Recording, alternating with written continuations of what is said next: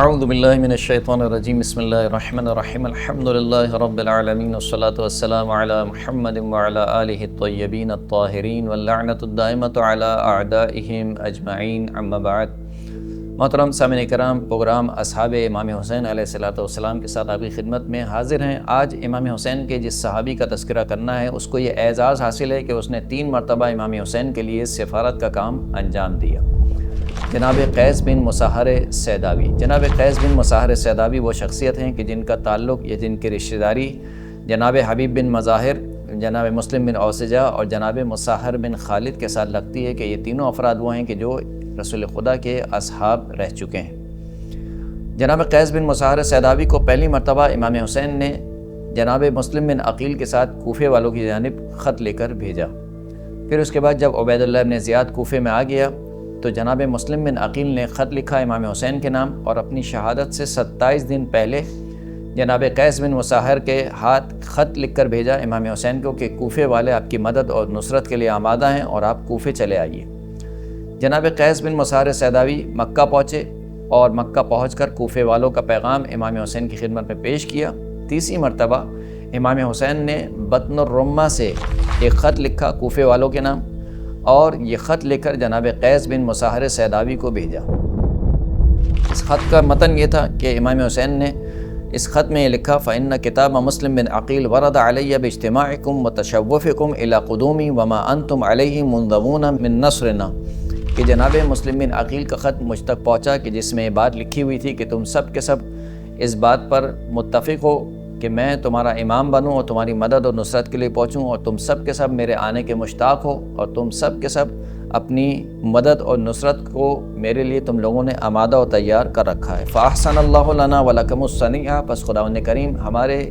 اس کام کو تمہارے لیے بھی اور ہمارے لیے بھی اچھا قرار دے۔ وَأَثَابَكُمْ عَلَى ذَلِكَ بِأَفْضَلِ الذُّخْرِ، اور جو خداوند کریم کی بارگاہ میں بہترین ثواب ہے وہ ہمیں اس کام پر عطا کرے۔ وَكِتَابِي إِلَيْكُمْ مِنْ بَطْنِ الرُّمَّةِ، بس میرا جو یہ خط ہے یہ بطن الرمہ کے مقام سے تم تک پہنچ رہا ہے۔ وَأَنَا قَادِمٌ عَلَيْكُمْ وَالسَّلَامُ عَلَيْكُمْ، اور میں تمہاری طرف آنے والا ہوں۔ یہ خط لے کر جناب قیس بن مصہر سیداوی نکلے اور قادسیہ کے مقام پر پہنچے تھے کہ عبید اللہ بن زیاد کے کارندوں نے جناب قیس بن مصہر سیداوی کو گرفتار کر لیا۔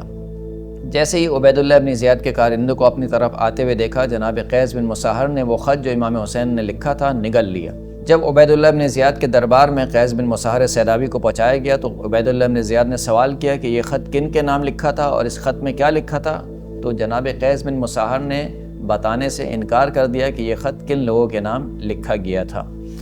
پھر اس کے بعد عبید اللہ بن زیاد نے جناب قیس بن مصہر سے کہا کہ تم دارالامارہ کی چھت پر جاؤ اور علی اور آل علی سے اظہار بیزاری کرو، ان پر لعن طعن کرو۔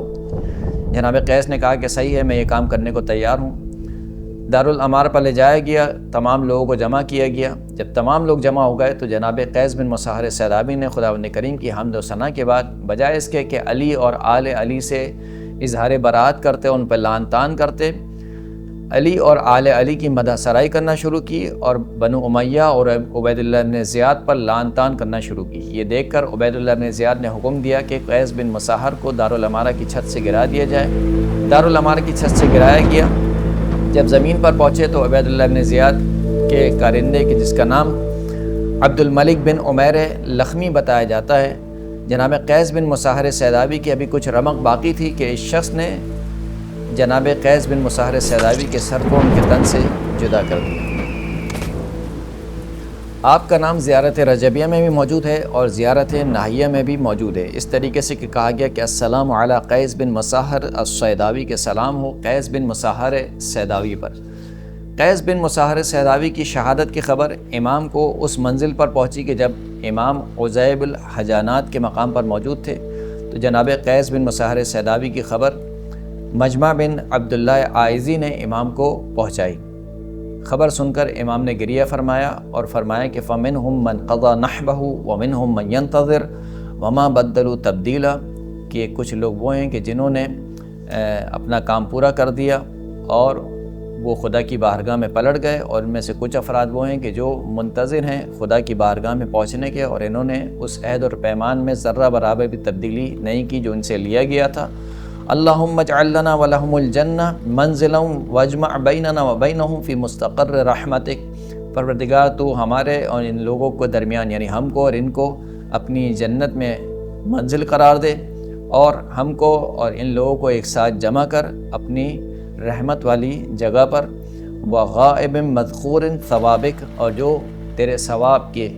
ذخیرہ ہے اس میں ہم لوگوں کو جمع فرما۔ وآخر الدعوانا ان الحمد للہ رب العالمین، انا للہ و انا الیہ راجعون۔